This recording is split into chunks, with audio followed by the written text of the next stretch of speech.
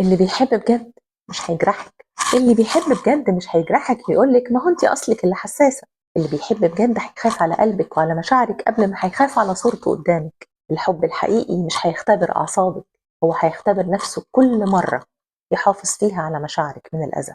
لو كل مرة زعلتي قلل من مشاعرك وقالك أصل انت اللي حساسة، أصل انت اللي مزوداها، ده مش حب، ده تقليل.